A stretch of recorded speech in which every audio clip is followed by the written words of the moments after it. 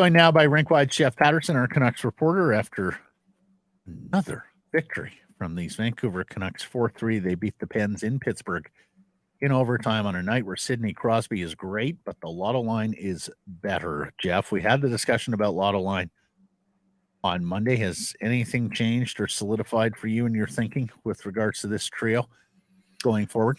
I would just ride it as long as I can, and there's 7 games to go before the All-Star break, and looks like they're all going to the All-Star game, so maybe they take their magic to Toronto with them as well. But if I'm Rick Tocchet, if it ain't broke, and it ain't broke, don't fix it right now. So a couple of early starts that can be a little bit funky for the Vancouver Canucks, and they've just been so good at keeping their eye on the prize here. And the starts that they've had earlier in the season, people were lamenting the fact that sometimes they didn't feel ready for hockey games. Well, they were ready at Madison Square. They were ready against the Islanders. Certainly, they were ready against the Pittsburgh Penguins. And it's just fun, guys. It's fun. You can feel it in the air. I'm sure you guys see it in the inbox, anecdotally, talking to friends of mine that have been season ticket holders and that have, really wrestled with the idea of continuing to buck up for the product. And they've been scarred over the last decade, and understandably so. And so I feel for them now. I feel good. Like this is the payoff, that there is this anticipation and a belief now that the Vancouver Canucks can win every single game. They're not going to win it feels like it, but they're not going to win every game. But that belief is strong. And, playoffs, it's all about matchups. And so we'll worry about that then. But in the here and now, the Vancouver Canucks march through the front door of every building they play in, and they expect to win. And that's just something that we have not seen from this organization essentially in a decade now. Something crystallized for me, or I guess was reminded as I was watching the game last night, and what Lotto Line allows you to do. And that's exactly how the game played out. It allows you to overwhelm a team offensively early who isn't ready to play, and then sort of hang on when you forge that lead. And I think it's 28-42, Jeff. They've scored the first goal this year. Yeah. Wild. And look, I can understand how some Canucks fans would get the willies thinking about, oh yeah, hanging on. We tried to hang on year after year after year and blew all those leads. But that's something that Lotto Line gives you. That's a different arrow in the quiver than how you've typically gone about forging victory formulas this season. Yeah, I mean, their record when they score first is incredible. And as you said, the mere stat that they have scored for so often is incredible too. That record now of leading after 2 periods, it got pushed and dented a little bit, but the single point the Penguins get means nothing in the Vancouver Canucks world ultimately. And so 25-0 now when taking the lead to the 3rd period of a hockey game. And I was looking at this last night as the game unfolded when the Canucks got to 2-0 and again at 3-1. 24 times in these 42 games, they've had a 2-goal lead at some point in the hockey game. And so that's just such a cushion and a comfort level for a team that, you get up 3-1. Okay, the Penguins get 1 back on you, but you're still leading. You're still forcing them to adjust and to, shorten their bench and make the necessary changes that they had to. And credit to the Penguins. And I'm glad you mentioned Sid. And I know you guys have been talking about him. Up over 25 minutes last night. The Penguins controlled close to 70% of the shot attempts when he was on the ice at even strength. At his age, the 2 goals, the 5 shots, 5 hits, and 31 faceoffs. Like, just fingerprints all over that hockey game. But in the end, the Canucks star power carried the day. And so it's just so much fun to watch Sidney Crosby. And it's so much fun to watch the Lotto Line right now. And so, yes, getting leads, that's been a huge part of the DNA of this team, and one of the big reasons they are where they are, right up there near the top of the NHL standings. So long term, we've been talking a lot about trade deadline stuff, and you can make the argument, and Frank Saravalli did as well, that this team doesn't struggle to score goals. Do you still want to have an insurance addition here via winger, via center, so that you can split this group up if you want to and have 2 duos that are legitimately hitting on all cylinders? Or do you just address maybe a larger position of need, and that is defense, which is good. It's just not great. That's all. I want to see this defense core get a little bit of run, though. I mean, They finally get Carson Soucy back. They've done a little load management, but Zadorov's really only been here for 6 weeks. So, could they continue to upgrade their defense? Sure. But I kind of think they've constructed a defense core, to Rick Tockett's specifications that models what they've got in Vegas and the group that won the Stanley Cup there for the Golden Knights last season. Big, tall, rangy, physical in not all of them, but they check off a lot of boxes there. So I kind of would like to see that defense core just continue to come into its own. For me, the focus has to be up front for a couple of reasons. One is, as much as Lotto Line is going off, it sort of feels like that the other forwards in this team have the front row seat, but they've sort of fallen into this like, wow, this is incredible. These guys have it every night. We don't have to produce. And that's not that. I mean, Connor Garland played hard and, drew the penalty in the third period. I'm not knocking the effort level here, but since they put Lotto Line together, that line of Suter with Mikheyev and Kuzmenko, they're not getting torched. So they're holding their own defensively, but they have been silent offensively. And I still think, as otherworldly as Lotto Line has been, there are going to be some nights where they're held in check or they just don't have it and the Lotto luck runs out and the ticket doesn't cash in. And on those nights, you'd like a little bit of support behind them in the lineup. And so I think now with where this team is and all that they've done and, the signals we're getting from Rutherford and Alvin are that they feel that it's incumbent upon them to reward this group for all the hard work. So I am sort of anticipating that there will be additions to this group before the trade deadline. And I think that's an exciting prospect for fans of this team. And, why wouldn't you? Like, Elias Pettersson's future here to some degree is uncertain. Further than that, Quinn Hughes is under contract at just one of the valued contracts in the league now for 3 more years. But at that point, he's an unrestricted free agent. And I'm not trying to scare anybody, but this is just the reality of the economics of today's NHL. You've got this group in the here and now. Go back to what I said earlier, that I do believe that their belief is they can beat anybody. That doesn't mean they're going to, but the belief is there. Why wouldn't you push your chips to the middle this year and take your best swing and see where it leads you? So you're going all in, Jeff. Lekramaki, Wielander, the first round pick, in the right deal, you'd be willing to move any of those 3 assets this year? No, I think with some reservations. Maybe I'm keeping a couple chips on my side of the table. I think Lekramaki, with the performance that he had at the World Juniors, and look, he should have had a good performance at the World Juniors. This guy's been playing professionally in Sweden. He was a top 15 draft pick in the National Hockey League. He did what was expected. Now, not everybody can be the MVP of the World Juniors, so good on him. But, I don't want to get carried too far away against junior age players and junior age goaltenders. The guy dominated, and that's great.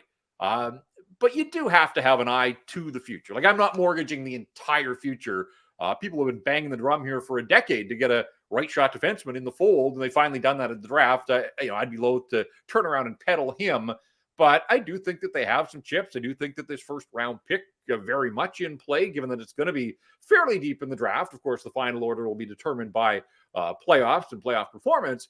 But yeah, I think you have to, like, these Lotto Line guys, your top end players have given you everything this year that I do think organizationally, you kind of owe it to them to step into the ring here, give it your best shot. And also,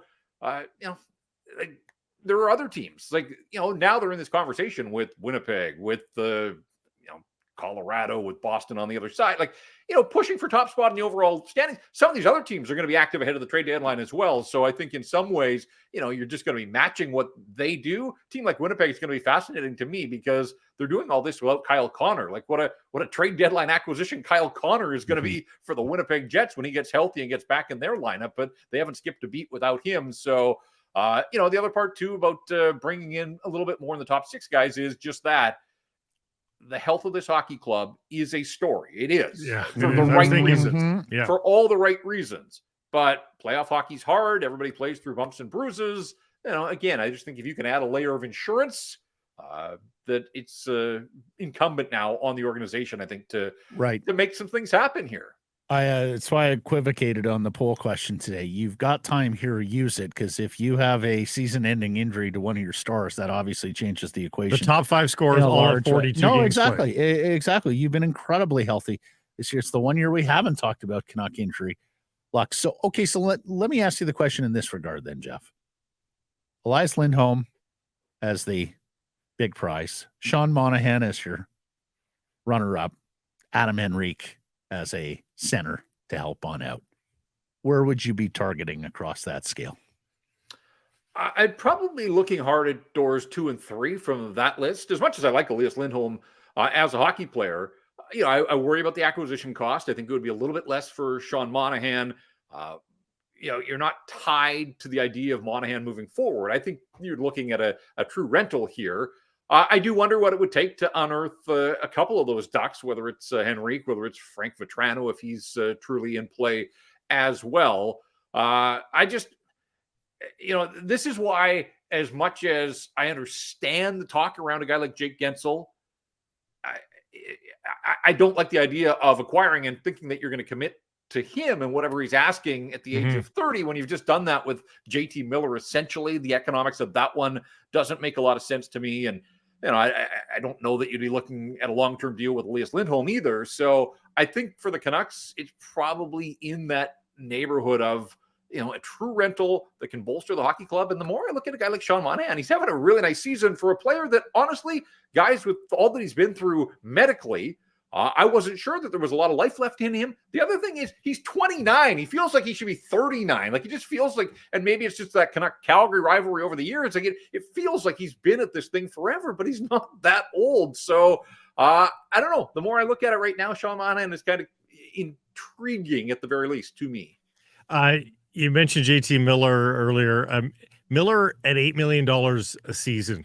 I know the term is the biggest quibble, but given what we've seen Nylander sign for, what we're expecting to see Pettersson and Reinhart sign for, does $8 million now start to seem like a bit of a deal for Miller, that for whatever qualms you might have about the term of the contract, at $8 million, is he $2.5 million below where he should be, given what his production has been over the last 3 seasons, and that is top 10 in the league over 3 seasons in a row? I think in the here and now, there's no question that he has a value contract, which, again, I think we all thought in the early stages of this deal that they could extract some value, but I thought it was just going to be fair, though. Now it seems like a deal. Now it seems like a deal. It happened 2 off seasons ago, effectively. So you're always going to get that inflationary effect, particularly with the cap going up. Sorry, Jeff. But I just look, 99 points a couple of years ago, and he himself said, I would like to have got to 100. You don't get those opportunities very often. I fully expected there was going to be a step back. There was going to be more concentration on his 200-foot game, paying attention to the details in the defensive zone and, all those things that you have to do to be successful. And the 99-point season was going to be an outlier. And yet here we are 2 years later, and he's certainly on pace for that and then some. So, we had this conversation the other night on Rink Wide when Farhan joined me for the first time. And that is, it is funny how things shift and perception shifts, but when you think of all of the howls in this market about overinflated contracts on the Vancouver Canucks in recent years, now Brock Besser all of a sudden has turned into a value contract as well, a deal that nobody in the league wanted. And Brock Besser with 27 goals heading for 40 and then some, all of a sudden goal scorers get paid and he's a value contract. JT Miller right now seems like a value contract. Quinn Hughes is one of the best values in the National Hockey League. The cumbersome contracts all of a sudden have turned into Kuzmenko, but it's only for a year and it's 5.5. Mikheyev almost feels like a luxury piece at 5.5 or 5.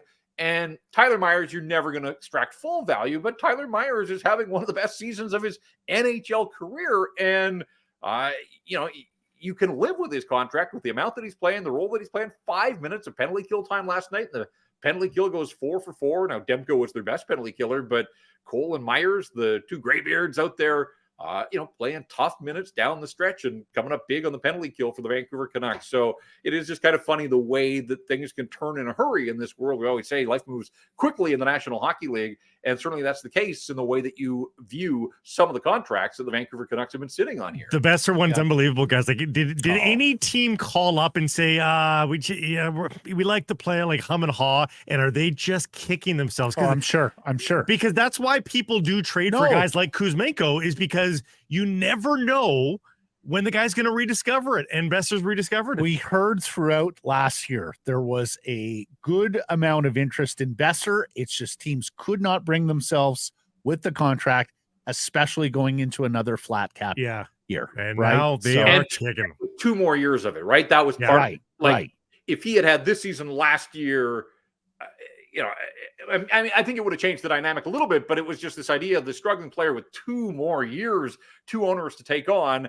But it is funny too, and you bring up Kuzmenko, like there's no reason that next year Andrei Kuzmenko couldn't score a lot of the goals that Brock Besser is. Look at the goals last night. Go to the net, stick down. Like those were the goals that Kuzmenko scored last year. Yep. Absolutely, he could score those goals again next year. Hockey can be a fickle game, and it's just right now it is all working for Brock Besser. In saying that, and that first goal last night, like, look, all the attention and all the glory on Pettersson for the OT winner. It's incredible.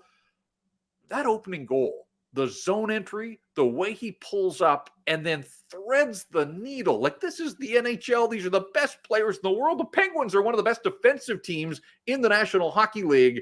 And Elias Pettersson just puts that thing on the tape for Brock Besser to, like, that was just perfection. I mean, that was an indication that I know that Pettersson's been in a groove here, but man, to me, that was just another sign, like, he's on, look out Pittsburgh, and sure enough, in on all 4 of the Canuck goals. MVP candidate? For the team? No, for the league. Although for the team's going to be interesting too. Yeah, you're right. I think the way that a guy like Nathan MacKinnon right now feels, to me, like he's fueled to separate himself from a hard-charging Connor McDavid, and I'm fascinated to watch that battle over the second half of the season. I mean, what Connor Hellebuck is doing in Winnipeg, I think people have to start taking some notice of that. So, is he playing himself into, he's not even the leading scorer on this team, and I know you don't have to be the leading scorer, but I think that might, there could be some vote splitting. Certainly, there are people that still think Quinn Hughes has played his way into sort of a, beyond the Norris, beyond, the heart for what he means to this team and the way that he did early in the season. So this embarrassment of riches for the Vancouver Canucks could lead to some vote splitting when all is said and done. Great stuff, Jeff. We'll be listening to Rink Wide Saturday after a matinee start against the Buffalo Sabres, and we'll catch back up with you. We're going to talk to you Monday during our live stream, and then Tuesday for your regularly scheduled hit. Thank you. All right, guys. Thank you. Stay warm and have yourself a good weekend. This clip brought to you by Betway. Must be 19 plus to play. Please play responsibly.